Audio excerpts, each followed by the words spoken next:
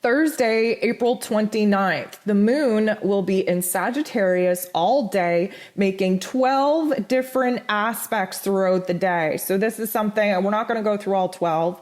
This is something that I want to talk about here because other than Mercury sextiling with Neptune, the moon is the star of the show. I would declare it as a moon day if there wasn't another aspect to involve here, but 12 moon aspects, pretty intense. The good thing is that we're moving out of the darkness. Sagittarian energy wants us to think positive and think optimistic and pull the silver linings out and adhere to a new belief system. Why? Because we just sat in the depths of the darkness in our soul. And we need to transform that. We want to bust out of that. And what do? We have to pull the silver linings. We have to turn that pain into power. And Sagittarius energy helps us to do that. So the moon makes an aspect with the sun. And the sun is in Taurus, wanting us to illuminate our physical experiences, listen to our body, really examine the workings of our routine, our relationship, our money matters, the goals that we're setting for ourselves, really reliant on the physical experience. And so the moon is saying, okay, so our emotions have changed, our thoughts have changed. Let's take a good look from our new set of eyes, now that we have been freed from the darkness of the internal prison that we just sat in with the full moon in Scorpio. Let's see how we actually feel about what's going on in our lives. Now, the sun in Taurus relies on the physical senses for us to bring in information. So I keep saying to my clients, please listen to your body. Give your body what it wants. Typically speaking, we can kind of slip into a lethargic laziness in Taurus season. We have lots of ideas. We have a lot of motivation. We want to build, we want to create, but then we're like, I'll do it tomorrow, right? And then we just kind of relax. There is a balance that we need to kind of strike here because we can't just, laze around and do the whole self-love, self-care and use that as an excuse to not get anything done throughout Taurus season. But at the same time, we have to honor what it is our bodies, our emotions are telling us. So the moon in Sagittarius wants us to see the big picture, wants us to see the bright lights, wants us to be refreshed in our beliefs, in our perspective. And of course, meshing that energy with the sun in Taurus wants us to take a good look at the physical, emotional response that we get when we are consciously aware and acting as the observer, having an energy exchange with people. Where in your energy do you either get filled up or totally depleted with certain people? In what activities do you do on a day-to-day basis that fills your cup up or drains the ever-living life out of you? It's time to pay attention to your physical body, to the actions that you take in your physical realm, and see now how your body responds to that. So the moon is also going to be making an aspect. I laugh because astrology is a language that if you understand it, it's laughable because you can just see what's coming and you're just like, oh Lord, people are going to lose it. But anyways, this is a natural progression. It's divinely scripted for our evolution. So that's what you always have to come back to. The moon is going to be making an aspect with Uranus. So Uranus is in Taurus as well. Uranus is the great awakener. He is the higher octave of our higher selves.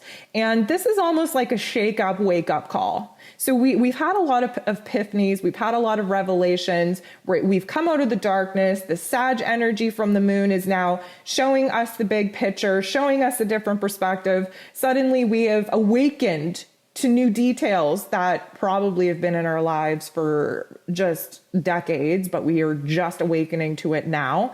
And the Uranian energy is like, okay, well, let's shake things up. We don't have to live in a rut. We don't have to have the same routine. That is the egoic avatar of our human experience that wants us to stay in the same routine, in the same patterns, in the same narrative.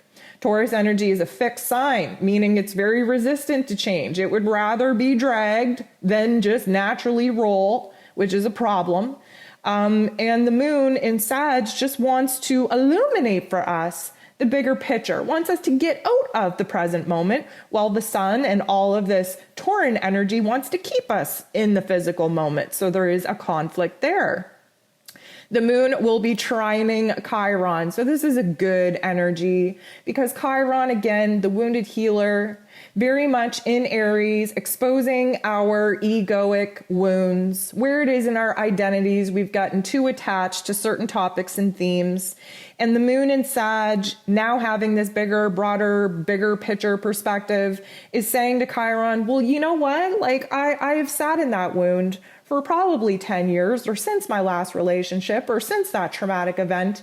And now I realize it's not doing anything for me. It's keeping me in the same holding pattern. So I'm going to change that. I'm going to alter my perspective. I'm going to alter my heart space. I'm going to let the walls down a little bit. I'm going to shake things up a bit because that Uranian energy told me to do so. And I am essentially taking one baby step forward in healing this particular wound. So I see that as being a good thing. The moon is opposite the true node. So this is like the moon with this new brand new outlook, this new optimism, this new hopefulness, these new silver linings that we suddenly seen emerge from the darkness is now sitting across from the true node. The true node is trying to pull us in the right direction of our destiny, get us back on the path of evolution, of ascension, of enlightenment.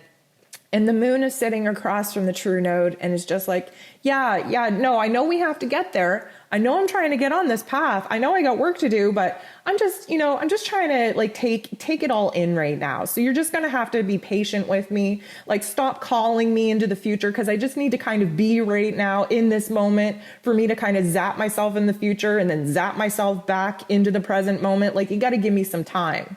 So there's like a conflict, a conversation happening between our present selves and the selves that we're trying to evolve into.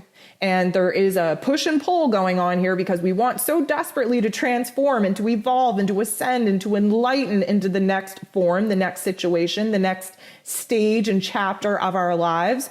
But at the same time, this Tauran energy has us so deeply ingrained in the physical experience of the moment.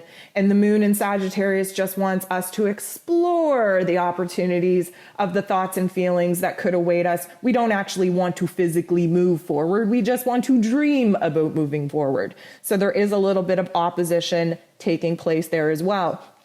The moon is making an aspect with Pluto, with Saturn, and with Neptune. So this is like, well, Pluto's retrograde. So we're all up in our fields. We're all up in ourselves. We're all up in recognizing, oh my goodness, like this totally, I have to cut the cord with this person, or I have to stop doing this habit, or I have to just, I need a clean slate here. I need to, totally get rid of this habit or routine.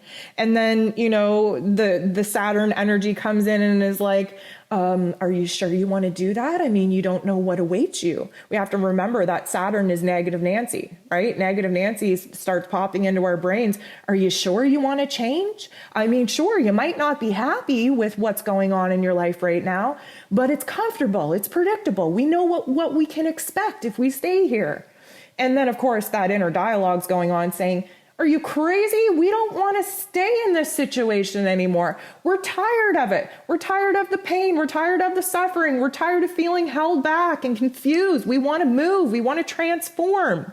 And then all of a sudden, we just totally leave our bodies because the square with Neptune is just like, okay, let me just escape my whole physical experience here. And let me just kind of go and float into the higher realms. Let's see what divine source has to say. Let's see what our intuition has to say. We're still, our psychic abilities, our hypersensitive abilities picking up on exterior metaphysical energies is very strong here this week. The full moon in Scorpio, Pluto, Neptune, very key players, very, very hypersensitive in bringing new information from exterior realms. And so we just want to check out. We have this huge dialogue that goes from positive to negative to cautious to extravagant to adventurous to very firmly planted. And then all of a sudden at the end of the day, Mercury sextiles Neptune while the moon squares Neptune, and Neptune is just saying, you know what, I'm done. I don't want to think about this anymore.